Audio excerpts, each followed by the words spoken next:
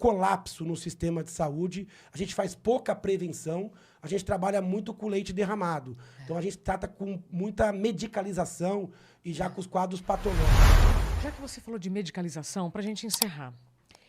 Como assim encerrar já? O tempo bom passa 5 muito minutos. rápido, gente. Doutor, eu ouço muitas pessoas me falando sobre ansiedade, sobre burnout, e eu repito todos os dias. Não adianta só tomar remédio, você tem que mudar o seu estilo de vida. No caso da ansiedade, é só o remédio que funciona. Em alguns casos, o remédio funciona. O que eu posso fazer, independentemente de remédio, para reduzir a minha ansiedade diante de situações que eu já estou sentindo que o trem está vindo, sabe? Mas é minha responsabilidade parar um pouquinho. Existe muita coisa que pode e que deve ser feita em qualquer nível de ansiedade, seja no nível preventivo, no nível reativo de ansiedade leve, moderada e até nas formas graves. O remédio, ele é muito importante para habilitar o paciente, para melhorar o paciente nas formas moderadas e graves. Forma moderada e grave, o remédio ele vai compor uma... Eu brinco que é uma guerra que na forma moderada e grave a gente tem que levar o remédio para a trincheira. Então, é parte do enfrentamento da trincheira na ansiedade grave, incapacitante, naquela que já tentou outras modalidades. Agora, junto com o remédio, existe, primeiro, você se dedicar à atividade física regular, você cuidar do seu sono de forma honesta, de forma correta, você trabalhar a sua alimentação, cuidar do seu peso, cuidar dos seus estimulantes, revisar os seus papéis sociais, realizar as suas pausas para que haja uma resistência aos estressores, abandonar ou deixar algumas coisas que você acabou comprando ao longo da vida e que não te fazem mais sentido, dar uma guinada, às vezes, proposital e recuperar coisas que você abandonou por um motivo ou outro. Então, tudo que você faz para recuperação, para que o sistema de estresse diminua e para que o sistema de recuperação melhore, e às vezes, Isa, não é só repousar. Às vezes você não precisa combater o estresse com repouso. Você pode combater o estresse de má qualidade com estresse de boa qualidade. Boa. E aí que é o jogo da coisa. Para o cara que é muito ansioso, às vezes o cara não consegue parar, meditar, dormir, o sistema está todo desregulado. Mas ele pode, eventualmente, criar outras formas de estresse que o recuperem. E isso pode ser sustentável. Então, tem muita coisa para fazer. Tem coisas... Esporte seria um exemplo de estresse, substituir o estresse ruim pelo estresse positivo? Por exemplo, a pessoa fala assim, eu vou correr, eu não estou estressando, não estou liberando adrenalina, meu coração não está palpitando, tá, mas isso indica para o seu cérebro que está tudo bem. Logo depois você vai ter um equilíbrio do sistema, você vai ter mais serotonina, mais dopamina, mais endorfina. Quer dizer, perceba que você não combate o estresse com repouso só. É a qualidade, a sustentabilidade, gerenciamento do tempo. O problema é que a gente adoece tão aos poucos que às vezes a gente não percebe e o caminho de volta não vai ser feito com uma cápsula.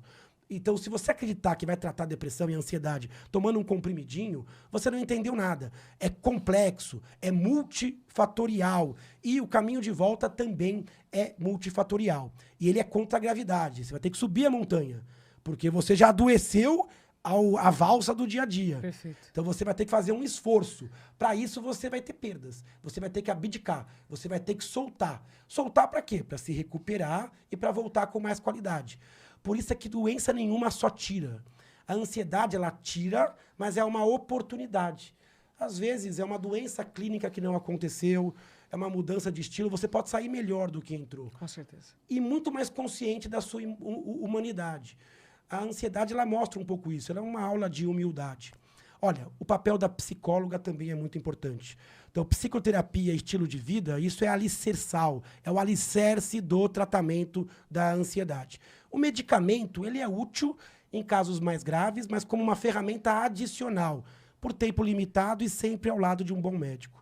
Adicional. Eu amei quando você disse, se você vai tomar uma cápsula e acha que isso vai mudar tudo, você não entendeu nada. Eu falei assim com essa desse jeito, assim, eu que tô trazendo aqui humor, porque nós precisamos falar mais desse assunto para não medicalizarmos as fases da nossa vida.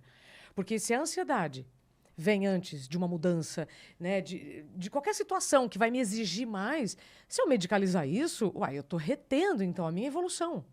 Exatamente. Então, primeira coisa, o alvo não é zerar a ansiedade, é trazê-la de volta ao âmbito saudável. Positivo. E todo mundo, com ansiedade leve, moderada ou grave, ou até sem ansiedade, mas com fatores de risco, terá que lidar com hábitos de vida.